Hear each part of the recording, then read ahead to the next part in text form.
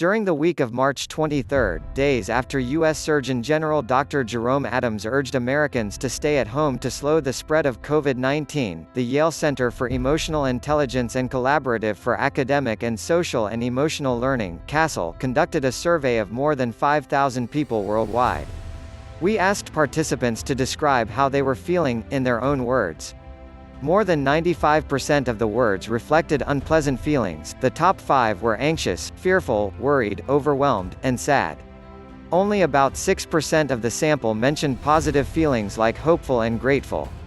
The causes people gave for their suffering were related to finances, lack of access to groceries and cleaning supplies, balancing work and family life, feeling cooped up, or fear that they or someone they love would contract the coronavirus.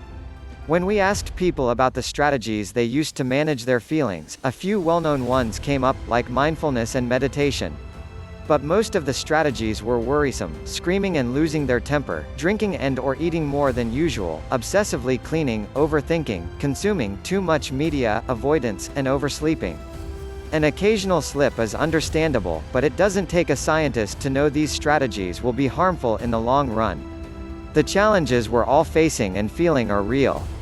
Isolation goes against the very grain of being human. We know from studies on newborns to adults that our nervous system is designed to engage with others. When our social connections are broken, we can become dysregulated and even experience physical pain. In our bodies, isolation can feel like a kind of death sentence, and the thought of it can set off our alarm bells. Regulating your emotions does not mean denying your reality. For people sequestered with loved ones, minor irritations can quickly snowball, because we're not used to spending so much time together. Structural stress, like job loss, can spill over into family stress. When our emotion regulation strategies are constructive, however, we can better manage our inner experience of the current reality, and we're more likely to emerge from the crisis with our well-being intact. Research shows that people with more developed emotion regulation skills tend to have greater well-being and more harmonious relationships. But how many of us have had a formal education in emotion regulation? Most people can't even define it. Emotion regulation is the process of monitoring feelings and using techniques to minimize the unpleasant ones, down-regulation, increase pleasant ones, up-regulation, or maintain the ones you want in order to accomplish a personal or professional goal. Regulating your emotions does not mean denying your reality. When regulating anxiety, it's often a kind of conversation between the brain's warning system, limbic regions, that is trying to protect you, and the thinking part of your brain, prefrontal cortex, that takes time to think things through wisely. The regulation process begins with a question: what is my emotion goal? Do I want to feel less anxious or bored?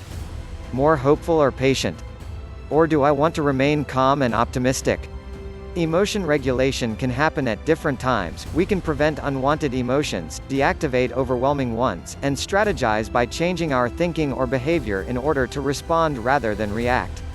Next, we choose a strategy. To prevent anxiety about the pandemic, you might limit your exposure to other anxious people or limit your exposure to the media to half an hour in the morning and at night. Having a schedule, especially for children, can relax the mind and allow feelings of control and predictability. It helps to pinpoint the obstacles that are getting in the way of our success. Brainstorming, alone or with others, can help you identify compromises or improvements you might need to make for better work-life balance. Even when circumstances restrict us, cognitive strategies can change our brains' and bodies' experience of the events. We also need downtime and play, getting in touch with our spirituality, watching a funny movie, or pursuing a passion project, to provide much-needed relief and help us build our reserves for the next challenge. When strong, unpleasant feelings arise, it's important to deactivate and try to make a conscious choice not to act hastily in response to that discomfort. Pausing to breathe deeply helps to harness the vagus nerve of the calming, parasympathetic system, reducing the physiology of the stress response. You can also allow yourself a time out to regroup and rebalance. Maybe you could phone a friend, sit in the sunshine, or take a walk. It's not always possible to cool down right away. At present, many of us are unable to change the reality of their situation.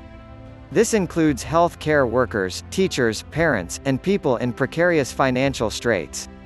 But even when circumstances restrict us, cognitive strategies can change our brains' and bodies' experience of the events. Cognitive strategies push us to ask ourselves, is there another way to think about this situation? Try these. Become informed. Resources like medical and infectious disease experts can help us prioritize what we should be concerned about and the safety precautions we should follow.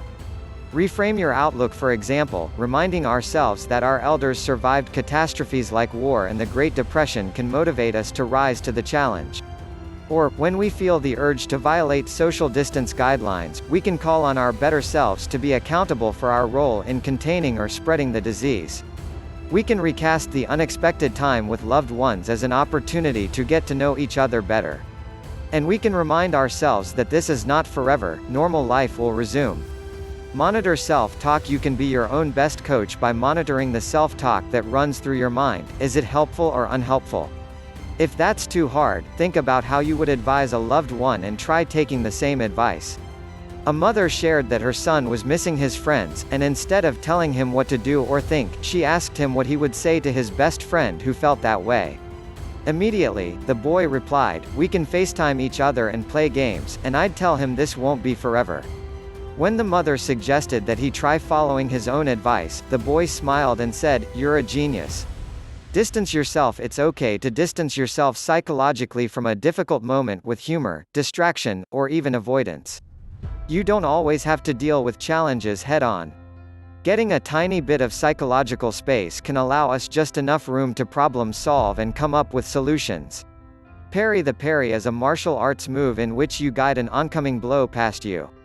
In other words, you can observe an incoming stressor, but then you get to decide whether or not to engage with it.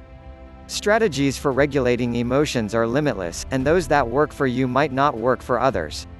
For example, introverts are more comfortable being alone, whereas extroverts might want more interaction. And what works for you today might not work tomorrow. Of course, emotion regulation depends on getting enough sleep, good nutrition, and exercise, all of which also support a healthy immune system. When we're depleted, our defenses go down and our mental capacity and moods are negatively affected. And sometimes we need structural assistance. Women and children trapped at home with abusers need real help, healthcare professionals need protective gear and childcare, and many people need financial help. No matter how dire the circumstances, we can do our best to manage the strong feelings that accompany whatever comes our way. But we also have to give ourselves permission to fail, because we will. When that happens, we may need the courage to apologize and forgive ourselves as we forgive others. We can then take a deep breath or two, envision our best selves, and begin again.